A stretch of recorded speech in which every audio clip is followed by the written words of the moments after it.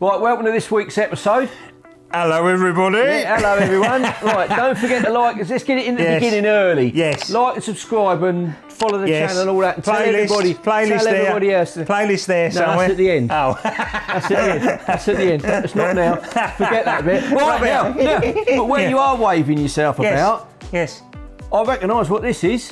What? This is the engine that we took out. It is, Now, yes. why is it sitting here? Well, because I've done some work on the engine bay. Started painting it. Started the painting situation. We better have a look then. We better have a look. Yeah. We better have a look. I better grab the camera. We're going to have a look. Grab the camera and have a look. Right. Come on then. Chop chop.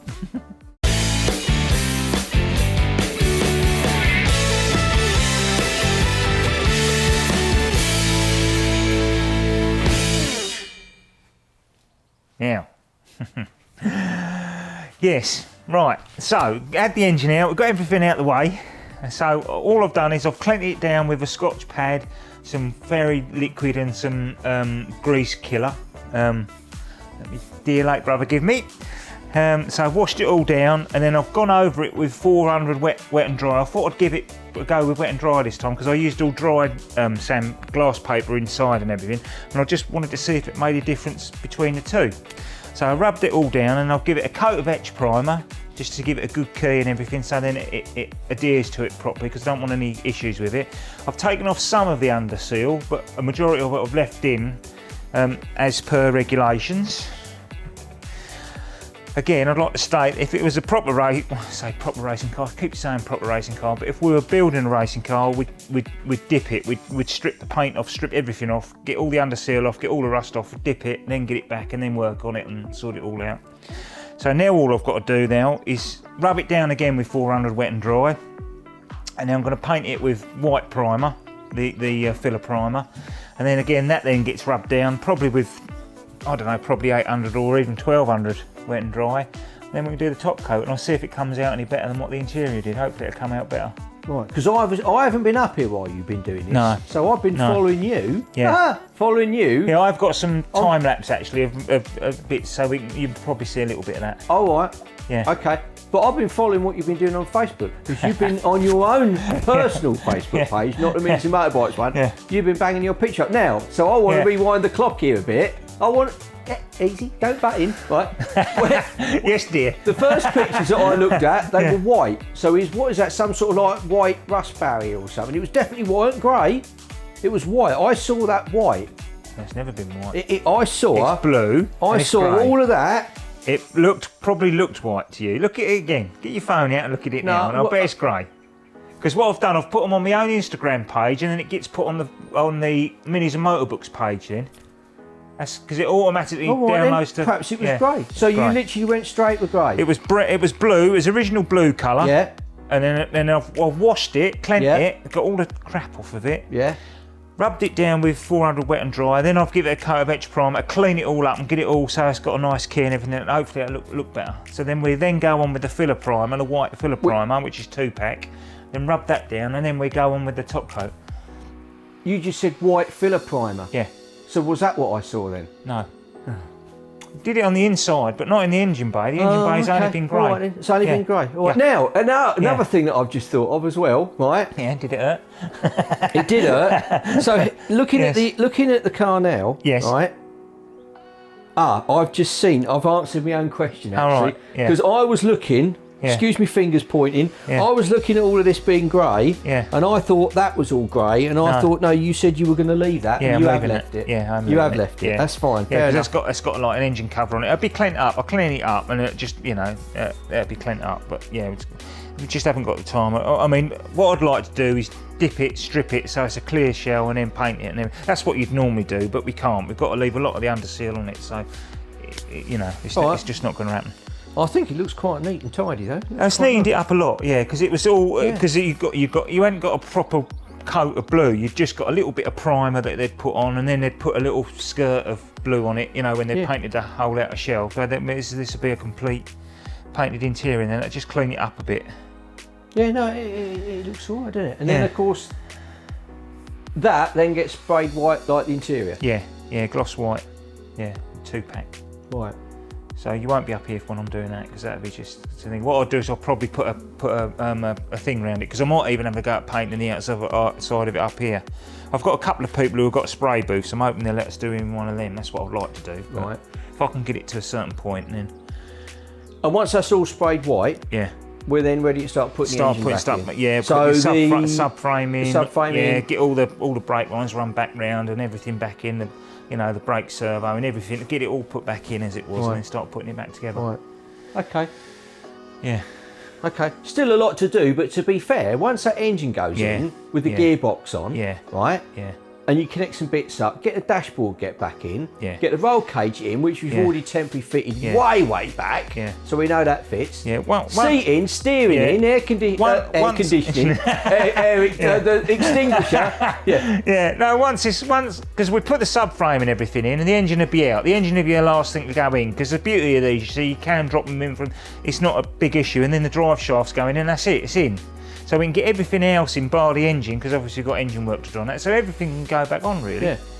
So while I'm priming this lot up, I'll prime the doors up, which I think I said I was going to do anyway. Get the doors in primer and even the inside of them painted gloss white. And it's literally just the outside of it to.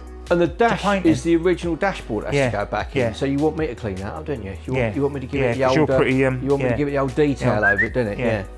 Yeah. I might like even flock that. it. I like cleaning stuff. Yeah. Talking of cleaning stuff, we're not just throwing this episode together, you know. Talking of cleaning stuff, now haven't you got something to say about it? You've got a new. I have, yes. A new cleanery thingamybobby. As it's not at home and it's up here, and this is my my kingdom. We've actually got a parts washer now. A parts washer. A parts washer, yes. What does a parts washer do? Wash parts. Washes your parts. Washes your parts. There she is. Right, where is it? Where is it? There she is. Now, when you say a parts washer, it's a dishwasher. It's a dishwasher, yeah. It's a dishwasher. But I can put parts in there to clean it, and no one to say anything. Right. But probably use they tend to use caustic soda and bicarbonate soda and stuff like that. But yeah. What? You can put that in there? Yeah, just put it in there. Yeah, so instead of putting like the old yeah. But the only trouble is with the old caustic soda, it really eats it, it kills it. But that was a freebie anyway, so it doesn't really matter. So I'm just going to try. There could be some more content. I'll tell you what, it fits in that cupboard a treat, doesn't it? Yeah. You think it was made for it, wouldn't you? It was, yeah. Yeah. So we're going to just try. So what that can we could be put content. in there then? What can we wash in that? Just aluminium bits. I mean, I was hoping to get the gearbox in there, to be fair, but I think it's just slightly too big. If it was a 600 instead of a 500, we'd be able to get the gearbox in there. I'd obviously take the top rack out and make something up so it sits in there, and then. Yeah. It's amazing what you can do with, like, you know. Yeah. Isn't it? Yeah, get some, caustic soda and. And now it's officially called a parts washer. It is parts washer. Yeah. You know. Yeah, I got it working the other day. It's officially called a parts washer. Yeah, because there's a switch there that catches on there, and that's what makes it work. And that wasn't that. I just bought a new switch for £7 off of eBay, and then Bob's your uncle, Fanny's your aunt. Washed all the plates and my frying pan and my spoons to try it. And to be fair, the name stick, the name, I was starting up with a cold morning. It looks professional, doesn't it? Yeah. I mean, no one to know that stick wasn't genuine. wasn't genuine. Anyway, so I'm happy about that.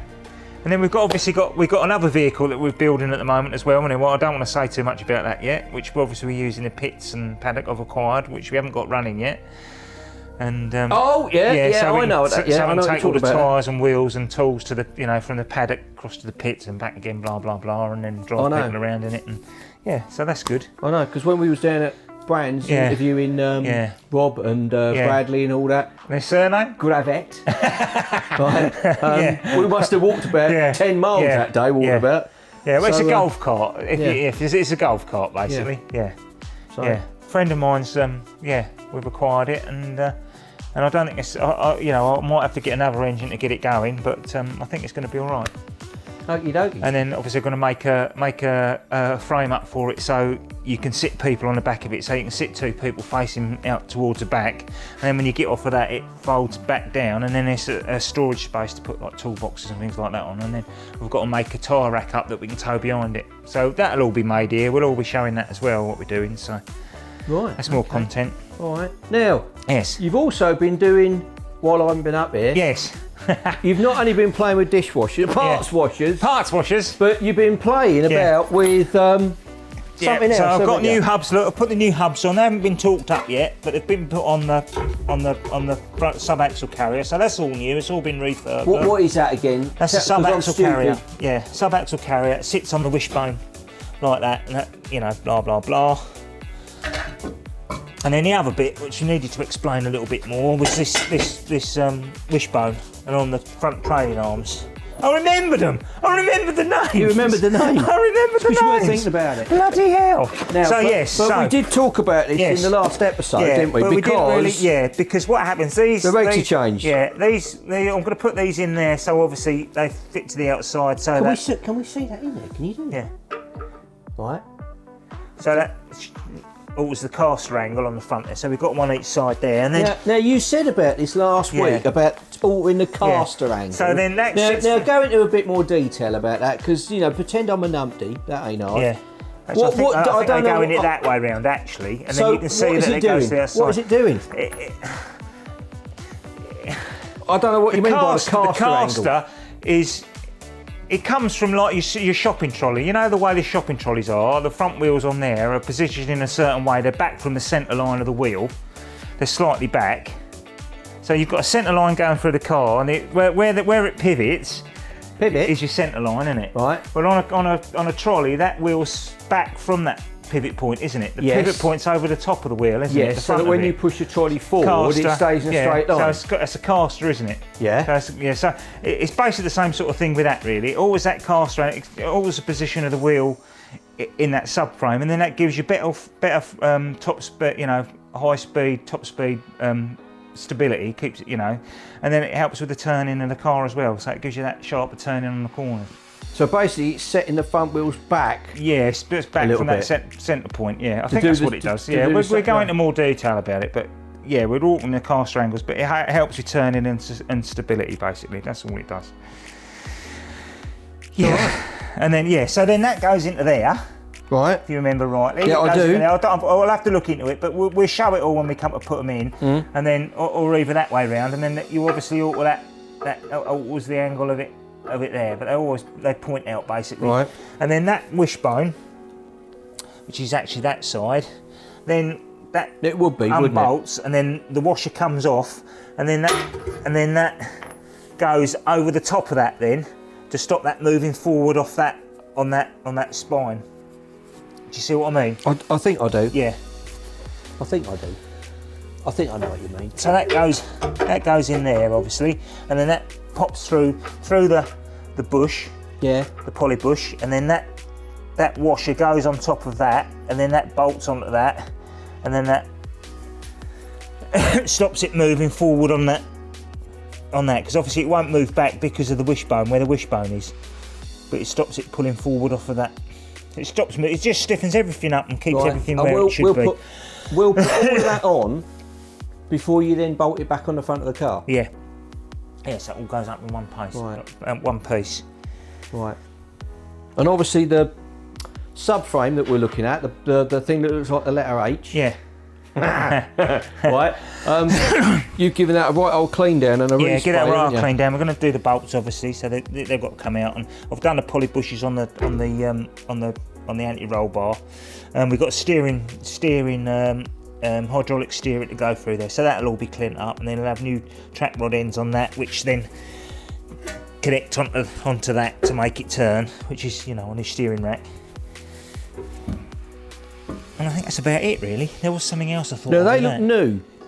What's that? That bit is that shiny thing that is new. Yeah, it's a new wheel bearing. Right. Yeah, 60 quid for a pet set, and they give you the nuts and everything. And they literally just go into the hole in the sub-axle carrier, and then you just bolt them in and then torque them up, and that's it.